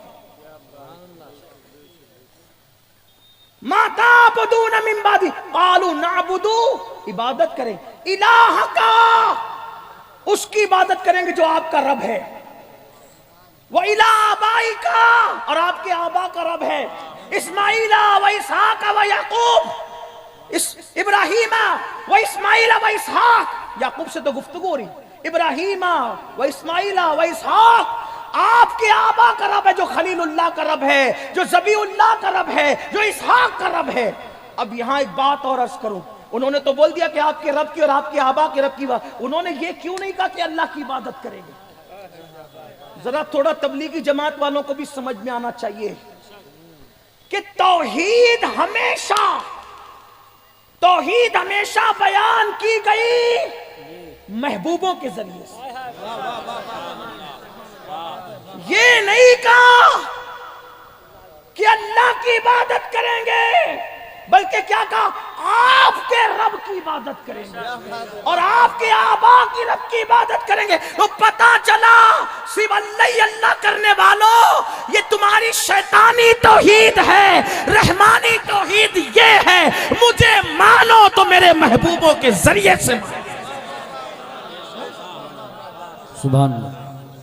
یہی یعقوب علیہ السلام ہے۔ ایک باپ کی فکر کیا ہونا چاہیے؟ میں کہتا ہوں اپنے بچوں کو ڈاکٹر بناؤ، ضرور ٹیچر بناؤ، انجینئر بناؤ۔ مولانا صاحب فرما رہے تھے کہ علم دین سکھاؤ، سب بناؤ، بلکہ میں تو کہتا ہوں S S C H S C پر مت رکو، اعلیٰ تعلیم۔ مولا کائنات فرماتے تمہارے ماں باپ نے جو تمہیں تعلیم دی نا، اس سے بڑھ کر تم اپنی اولاد کو تعلیم دو، کیونکہ تمہارے دور سے زیادہ تیز رفتار دور تمہاری اولاد کا ہوگا۔ بولو دیکھ رہے ہو کہ نہیں دیکھ رہے ہو؟ ہم نے کبھی بچپن میں سوچا تھا موبائل سے کھیلنے کا؟ ہمارے بچے موبائل سے کھیل رہے کتنا، اور ہم سے زیادہ فنکشن ان کو پتا ہے نا؟ کیوں؟ ان کا دور کتنا تیز رفتار۔ وہ کہتے ہیں ابو یہ ایسے نہیں ایسے کرنا، وہ باپ کو سکھاتے ہیں۔ تو اپنے بچوں کو اعلیٰ تعلیم دو۔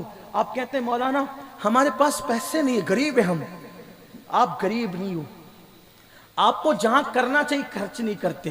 ہمارے ماہرہ کے مشائخ کا نعرہ ہے آدھی روٹی کھائیں گے بچوں کو پڑھائیں گے۔ جتنا تم گٹکا کھا کھا کے تھوکتے ہو نا، اگر جمع کرو تو مہینے میں بچے کی فیس بھر سکتے ہو۔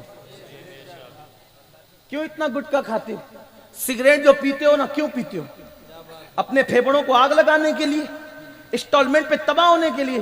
اور بڑی معذرت کے ساتھ ہمیں جہاں خرچہ کرنا چاہیے وہاں نہیں کرتے. لوگ کہتے ہیں شادی میں فضول خرچی بند کرو. میں کہتا ہوں جلسے کی بھی تو بند کرو نا. ایک ایک مقرر کو آپ 20 ہار پہناتے ہو. میں تو لوگوں سے کہتا ہوں جس قوم کی عورتیں برقع پہن کر کے سگنلوں پہ بھیک مانگ رہی ہو، اگر اس قوم کا خطیب ایک ایک جلسے میں 40 ہار پہنتا ہے تو پہنانے والا بھی کیا جواب دے گا اللہ کو، اور پہننے والا بھی کیا جواب دے گا اللہ کو. آپ نے ترجیحات کا خیال نہیں کیا. اور وہ 40 ہار اور 10 ہار پہن کر کے کون سے سرخاب کے پر لگ جانے ہمارے اندر. اور سنیو تم سے کہتا ہوں جہاں خرچ کرنے کی بات آتی وہاں خرچ کرتے کیوں نہیں؟ کیا یہی خرچ کرنے کے لیے ہے کہ پیر کے مزار پہ 1,00,000 روپے کی چادر چڑھا دو گے تو پیر خوش ہو جائے گا؟ 1,00,000 کی چادر چڑھانے کی بجائے 1,000 کی چڑھا، 1,000 کی بجائے 100 کی چڑھا، اور بقیہ جو پیسہ بچے وہ محلے کے کسی یتیم کی فیس بھرنے پہ لگا دے اپنے پیر کے ایصال ثواب کے لیے. اپنی قوم کو اوپر اٹھاؤ.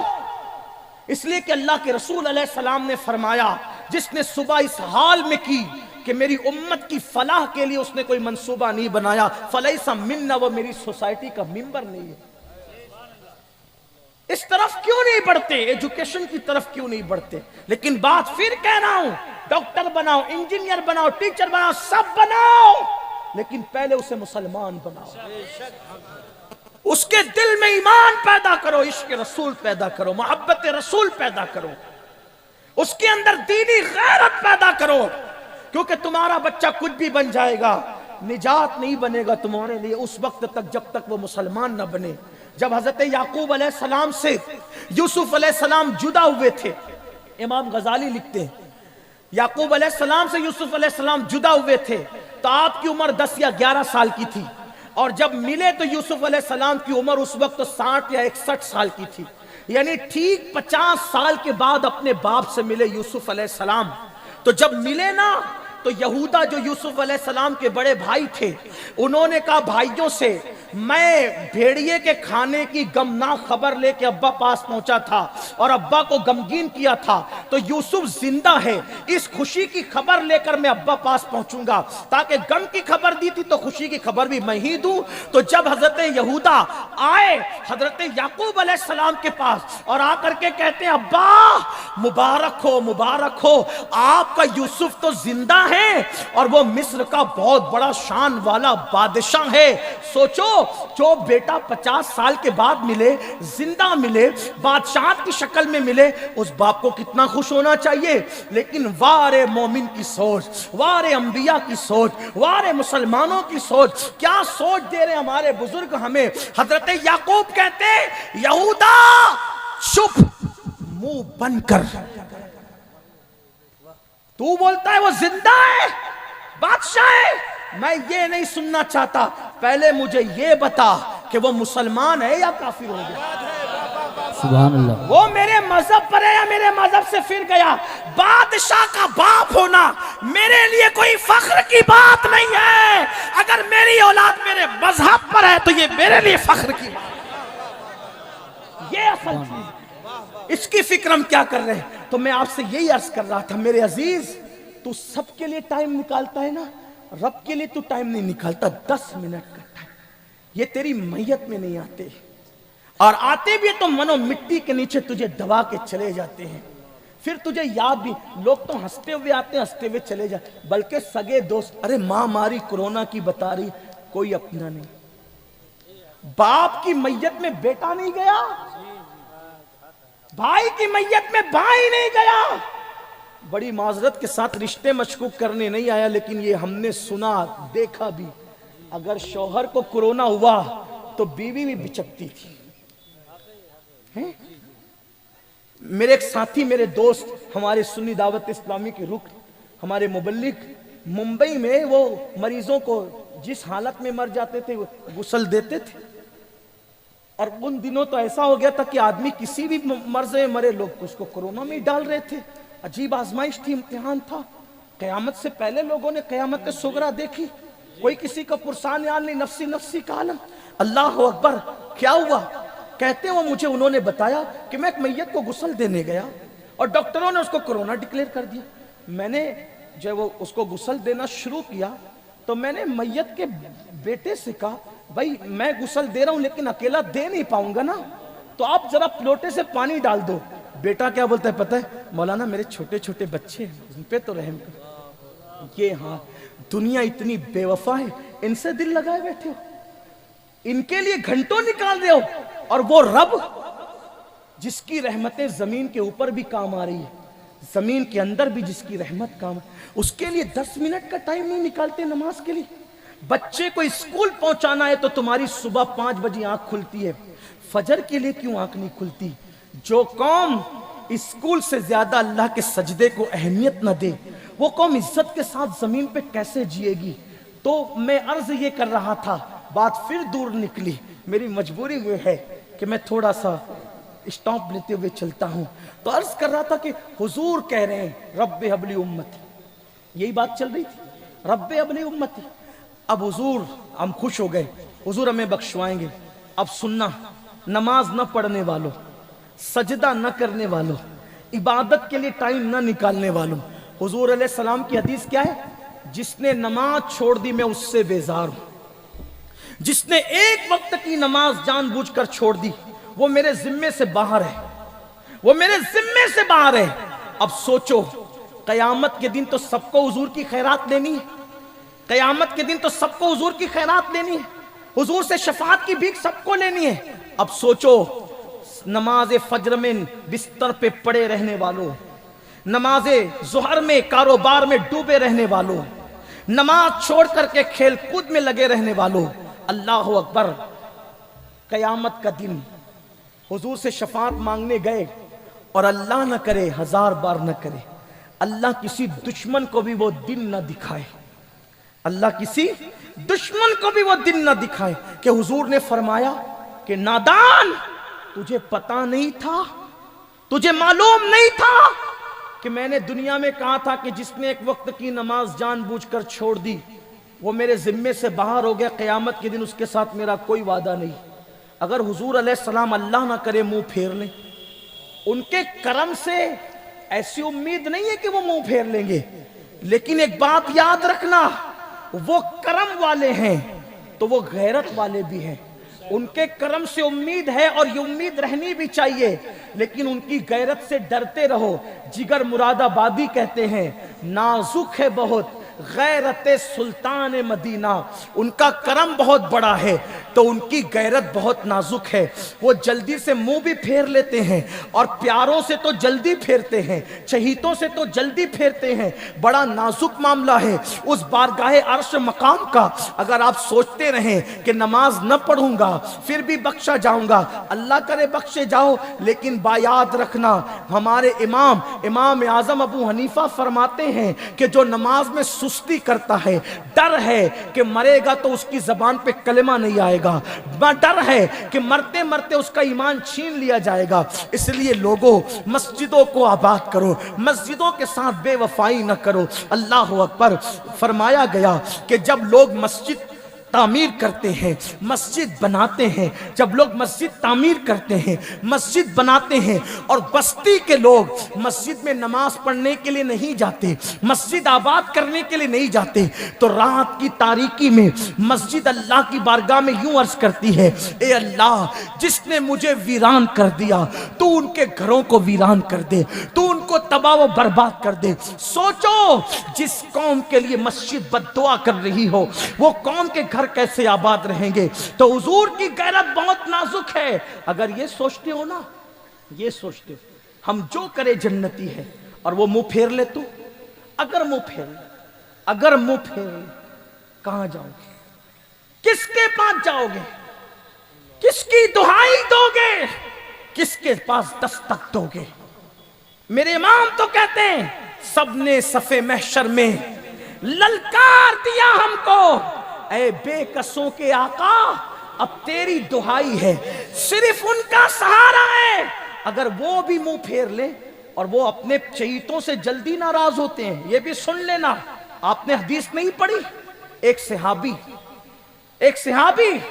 انہوں نے بغیر ضرورت کے مسجد سے اونچا مکان بنایا, सरकार गुजरे, पूछा किसका मकान है, किसका मकान है, फलां का, कुछ नहीं कहा, मौजूद नहीं थे, कुछ नहीं कहा। जब वो आए सलाम किया, मुंह फेर लिया। दूसरी तरफ से आए, सलाम किया, मुंह फेर लिया। पूछा जाने कायनात, रूहे कायनात, मुझसे नाराज क्यों है? तो किसी ने कहा आपके घर को हुजूर ने देखा तो मस्जिद से ऊंचा बिला जरूरत, इसलिए हुजूर नाराज है। वो गए और शाम होने से पहले पूरा घर तोड़ के जमीन के बराबर कर दिया कि जिससे हुजूर नाराज हों वो रख करके मैं क्या करूंगा। और उसके बाद जब आए सलाम किया, हुजूर ने सलाम का जवाब दिया। आपसे पूछना चाहता हूं कि अगर मस्जिद से ऊंचा घर बन जाए, उनसे मुंह फेरा जा सकता है, किससे? सहाबी से। हमारे अंदर कौन सी खूबी है? दाढ़ी मुंडाते रहेंगे, फेंकते रहेंगे कटर में, और हमसे मोहब्बत होती रहेगी।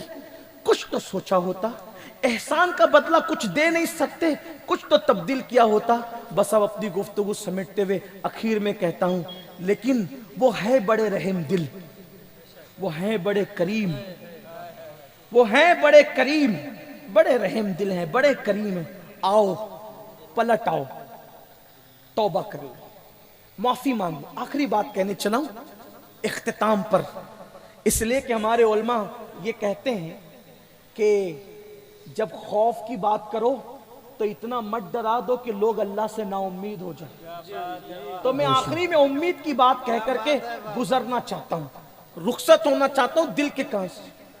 बड़े रहम दिल है वो, बड़े करीम है, उन जैसा नरम दिल किसी का नहीं। अरे जो चचा के कातिल को माफ करें, जनाबे वहशी जिनका नाम फतेह मक्का के दिन ब्लैक लिस्ट में था कि जहां नजर आएगा वहशी कत्ल कर देना। वहशी को किसी ने कहा कि तुम्हारा नाम तो ब्लैक लिस्ट में, जहां वहशी नजर आएगा कत्ल कर देना। वो वहशी ने कहा अगर कत्ल ही होना है तो गुलामों के हाथों से क्यों, फिर उनके सरदार के हाथों से ही हो जाऊं। वहशी भी वहशी थे, आए खड़े हो गए, हुजूर ने उनको कभी देखा नहीं था, खड़े हो गए। हुजूर ने कहा कौन? वहशी। वहशी हूं, वहशी।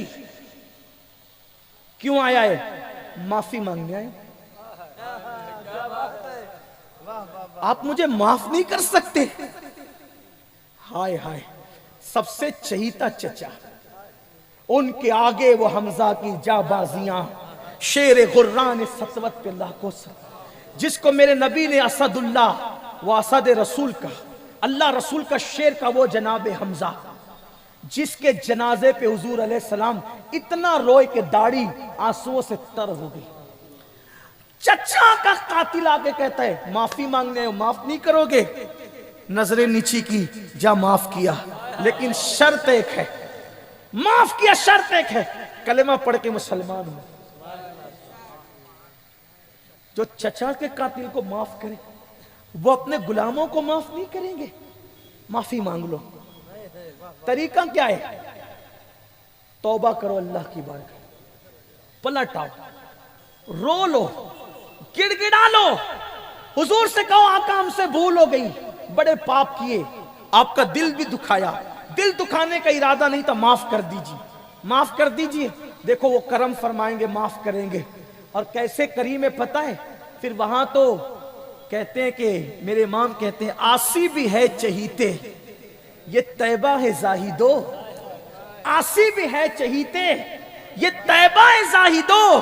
मक्का नहीं के जांच जहां खैरो शर की है, और मंगता का हाथ उठते ही दाता की देर थी, देरी कबूल अर्ज में बस हाथ भर की है। अल्लाह अकबर, आओ, उनका करम आवाज दे रहा है, माफी मांग लो वो माफ कर देंगे, तौबा कर लो वो माफ कर देंगे। मेरे आका फरमाते हैं जो अपने गुनाहों को याद करके रोएगा, ऐ गुनहगारों हम गुनहगार हैं लेकिन खुश नसीब है कि उनका दामन हमारे हाथों में है। अल्लाह अकबर, मेरे करीम आका फरमाते हैं जो अपने गुनाहों को याद करके अकेले में रोएगा, अल्लाह उसको बेहिसाब जन्नत अता फरमाएगा, अल्लाह उसको बेहिसाब जन्नत में दाखिल مشکل کرے گا. آؤ آؤ سچے دل سے توبہ کر لو, سچی توبہ کر لو, معافی مانگ لو. توبہ کا مطلب کیا؟ کانوں کو کھینچنا توبہ نہیں, گالوں کو پیٹنا توبہ نہیں. ایک آخری بات عرض کر جاؤں گا, کچھ یاد رہے نہ رہے اس کو یاد کر لینا. یاد رکھنا, کیسے کیسوں نے توبہ کی, کیسے کیسے بن گئے. بلکہ یہ کہوں, ایسے ویسوں نے توبہ کی تو کیسے کیسے بن گئے. گنہگاروں گھبراؤ مت, توبہ کا دروازہ کھلا ہوا ہے. اور میرا اللہ کتنا کریم ہے, ہر شام کو سورج غروب ہونے سے پہلے اپنی رحمت کی چادر پھیلا کے کہتا ہے, اے دن کے گنہگار, غروب ہونے سے پہلے توبہ کر تاکہ تجھے معاف کر دوں. میرا اللہ کتنا کریم ہے کہ رات کی کو چادر تانتا ہے رحمت کی, اور صبح ہونے سے پہلے کہتا ہے, رات کے پاپی صبح سے پہلے توبہ کر تاکہ میں تجھے معاف کر دوں. بڑا کریم ہے.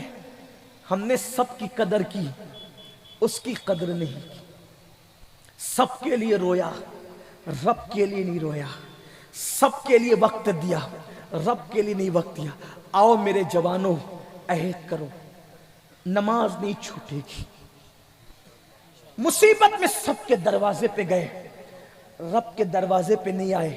آپ کو ایک بات بتاؤں, اگر سنیوں مجھے معاف کر سکتے ہو تو کر دینا. سنیوں, کبھی تمہیں تعویذ کی ضرورت نہیں پڑے گی اگر میرے اللہ کا در پکڑ لو گے تو. جب تمہیں مشکل وقت آئے نا تو مصلی بچھا کر اچھے سے وضو کر کے 2 رکعت نفل پڑھ کے اپنے گناہوں سے معافی مانگ کے اس سے مدد طلب کرنا.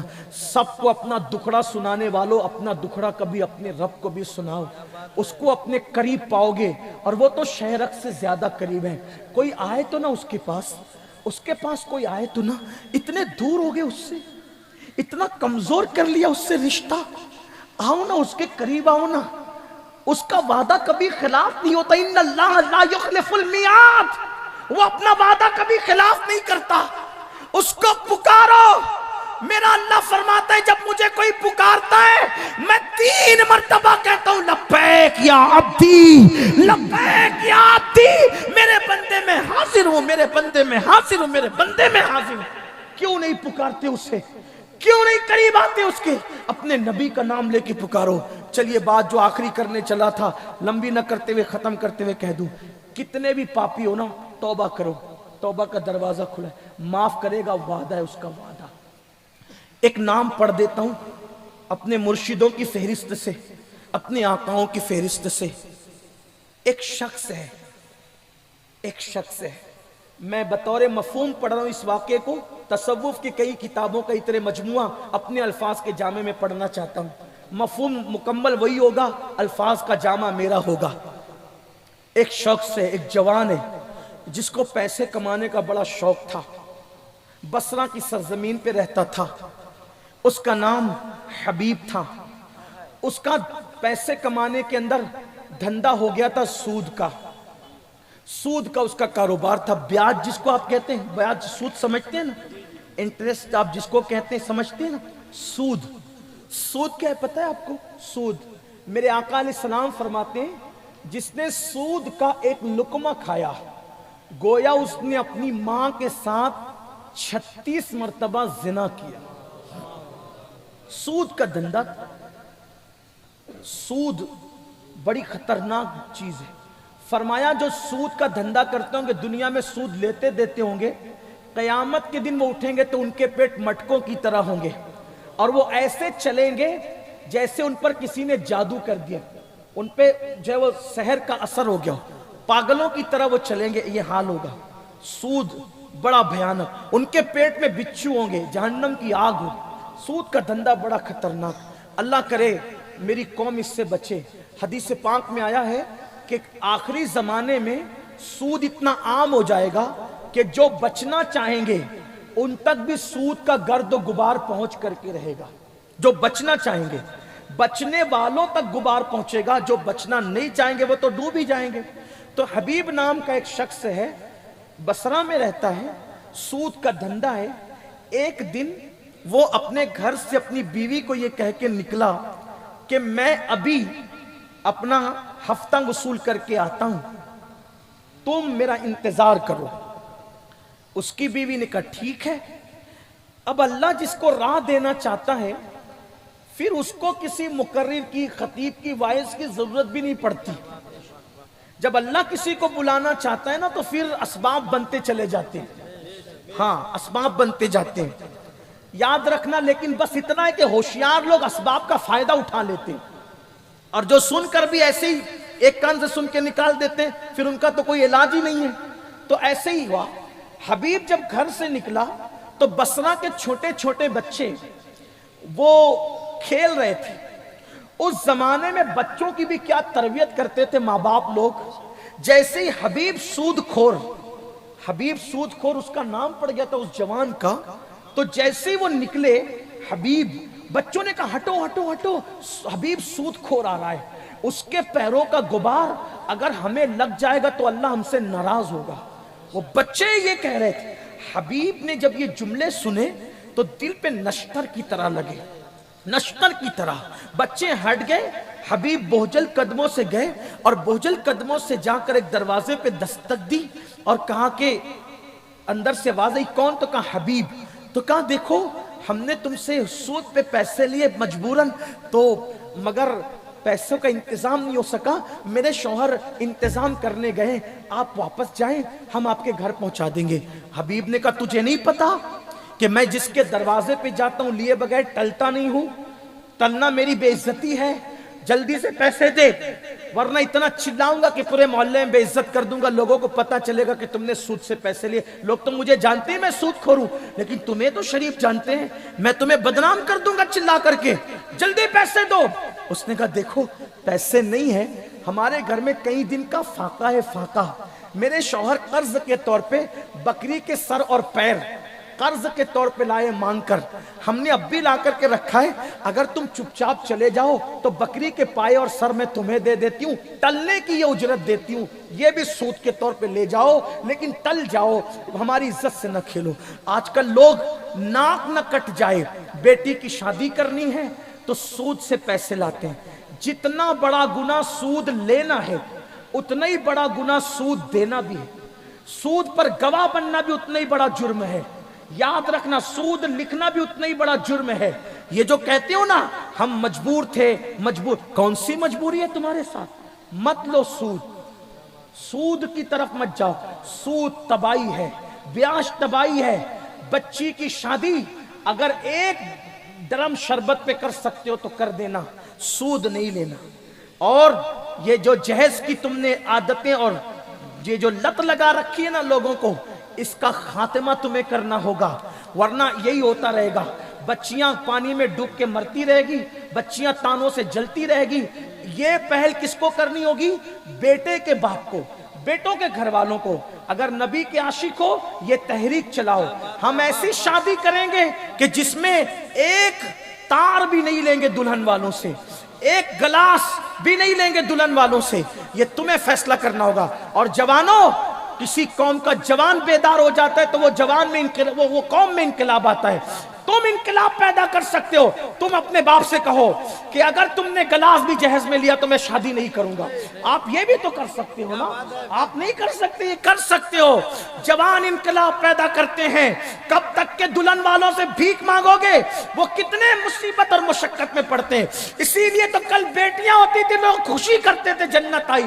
آج بیٹی پیدا ہوتی ہے تو 18 سال کے بعد کا وقت یاد کر کے باپ روتا ہے اس کی شادی کیسے کروں گا، جہیز کا انتظام کیسے کروں گا. نہیں نہیں، جہیز لوگے، جہیز کے برتن ختم ہو جائیں گے. اور اگر کسی باپ کی فکر جہیز میں لے کر دور کر دو گے، اس کے دل سے جو دعا نکلے گی انشاءاللہ قیامت تک اس کی برکتیں رہے گی. دعا کا اثر ہمیشہ رہتا ہے، جہیز ہمیشہ نہیں رہتا. اس لیے اپنے آپ کو بدلنا ہوگا.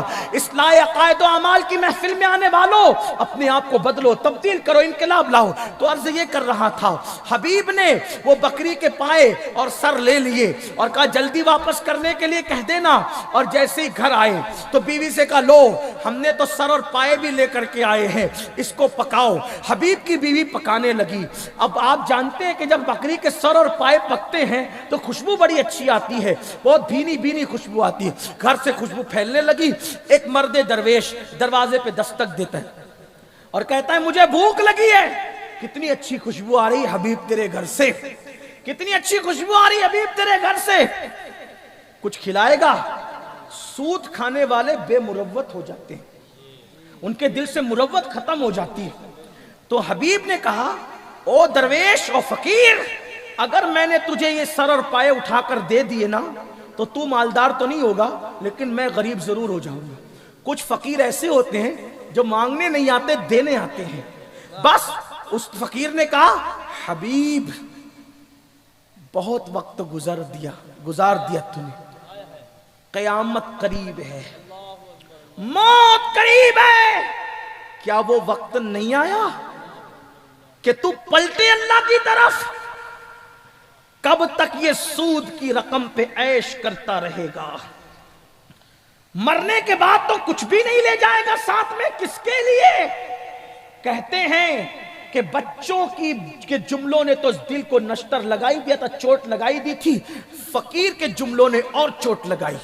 وہ تو چلا گیا، جب دسترخوان بچھا، حبیب کی بیوی نے جیسے ہی ہانڈی رکھی، بھوک زور سے لگی تھی، ہانڈی کھلی تو وہ بکری کے سر اور پیر خون بن چکے تھے۔ ایک دن میں تیسری چوٹ تھی، حبیب کا دل بدلا، دنیا سے اچاٹ ہوا۔ حبیب نے سوچا حبیب بہت ہو گیا، دنیا دنیا دنیا بہت ہو گئی دنیا۔ حبیب نے سوچا اب میں نے بدلنا ہے، میں نے پلٹنا ہے، زندگی میں انقلاب لانا ہے، میں نے توبہ کرنی ہے۔ کتنا بڑا گناہ تھا سود کھانا، سود لینا کتنا بڑا گناہ تھا، لیکن امنگ جاگی، میں نے توبہ کرنا ہے، میں نے پلٹنا ہے، میں نے بدلنا ہے۔ حبیب اٹھے، اٹھنے کے بعد سوچا جاؤں کہاں، جاؤں کہاں، کس کی چوکھٹ پہ جاؤں، کس کے در پہ جاؤں؟ حبیب کو خیال آیا ارے حبیب تو بصرہ میں رہتا ہے اور تو سوچتا ہے جاؤں کہاں؟ ارے مولا علی کا مرید، مولا علی کا خلیفہ، اپنے وقت کا، علم کا اور تصوف کا اور طریقت کا امام حسن بصری تیرے شہر میں رہتے ہیں، تو اور کہاں جائے گا؟ چل حسن بصری کی خانقاہ میں چلتے ہیں۔ حبیب بوجھل قدموں سے پہلی مرتبہ کسی کی خانقاہ کی طرف جا رہے تھے۔ جب حسن بصری کی خانقاہ میں پہنچے، محفل سجی ہوئی ہے، حسن بصری تقریر کر رہے ہیں، وعظ کر رہے ہیں، نصیحت کر رہے ہیں، اور حضرت حسن بصری کہتے ہیں لوگوں توبہ کر لو، توبہ کا دروازہ کھلا ہے، لوگوں توبہ کر لو، توبہ کا دروازہ کھلا ہے، لوگوں توبہ کر لو، توبہ کا دروازہ کھلا ہے۔ اس اللہ والے کی زبان سے جملے نکلے اگر آج کی تاریخ میں حبیب سود خور بھی توبہ کرے گا تو میں گارنٹی دیتا ہوں میرا اللہ اس کو معاف کر دے گا، میرا اللہ اس کو معاف کر دے گا۔ حبیب دور کھڑے تھے، قریب آ کے کہا اے بزرگ ایک مرتبہ یہ جملہ اور کہو۔ آپ نے پھر کہا آج اگر حبیب سود خور بھی توبہ کرے گا تو اللہ اس کو معاف کر دے گا۔ پھر اور قریب آ کے کھڑے ہوئے، ایک بار یہ جملہ بزرگ اور کہہ دو۔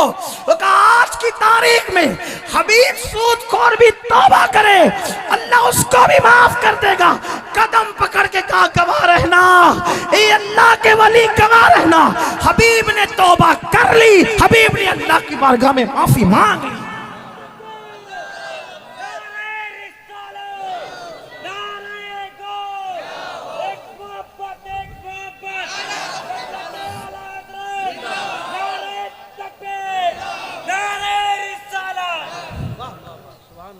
نعرہ تکبیر، نعرہ رسالت، نعرہ تکبیر، آواز کھولو مائک کی، نعرہ تکبیر، نعرہ رسالت، نعرہ غوثیت، مسلک اعلیٰ حضرت حضور سید رضوان میاں صاحب قبلہ۔